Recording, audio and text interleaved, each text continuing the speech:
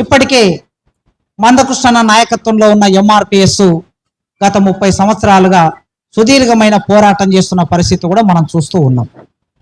ఇప్పటి వరకు అసెంబ్లీ స్తంభింపజేసిన ఉద్యమం ఒక కుల సంఘం అనేది, ఒక ప్రజా సంఘం అనేది ఏది కూడా చేయలే నాకు తెలిసి 30 ఏళ్లలో. ఎంఆర్పిఎస్ అనే సంఘం అసెంబ్లీ స్తంభింపజేసింది. ముఖ్యమంత్రులే ఎంఆర్పిఎస్ ఉద్యమం చేస్తుంది అని అంటే రెడ్ అలర్ట్ ప్రకటించిన రోజులు కూడా రాజశేఖర రెడ్డి గారు రెడ్ అలర్ట్స్ ప్రకటించాడు రాష్ట్రం మొత్తం.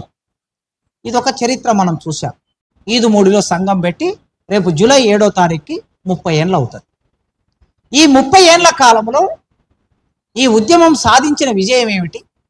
30 ఏళ్ళు నడిచింది, కొన్ని హక్కులు సాధించబడ్డాయి. మాదిగాని చెప్పుకోలేని పరిస్థితిలో నుంచి ఇవాళ మాదిగాని బహిరంగంగా చెప్పుకునే పరిస్థితిలోకి వచ్చింది. ఇది ఒక చైతన్యమే. సామాజిక ఉద్యమం నిర్మాణం చేసినటువంటి ఆ నిర్మాణం ఒక చైతన్యం ఇచ్చింది సమాజానికి. 94కు ముందు ఏ కుల సంఘాలు లేవు.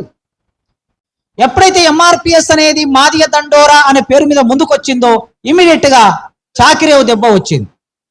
చాకలలో ఒక సంఘం పెట్టుకున్నారు. గొల్లకుర్మ డోలు దెబ్బ వచ్చింది, గొల్లకుర్మ వాళ్ళు సంఘం పెట్టుకున్నారు. ఆదివాసి తుడుం దెబ్బ వచ్చింది, ఆదివాసులు సంఘం పెట్టుకున్నారు. నంగార బేరి వచ్చింది, లమ్మడోళ్ళు సంఘం పెట్టుకున్నారు. మోత అని చెప్పేసి వాళ్ళు యాదవులు సంఘం పెట్టుకున్నారు. అన్ని సంఘాలు, అన్ని కులాలు సంఘం పెట్టుకునే ఒక చైతన్యాన్ని తెలుగు నేల మీద కల్పించింది ఎవరంటే మాదిగ ఉద్యమం కల్పించింది. అన్ని కులాలకి ఇది ఒక పునాది వేసింది, అంత చైతన్యాన్ని ఇచ్చింది.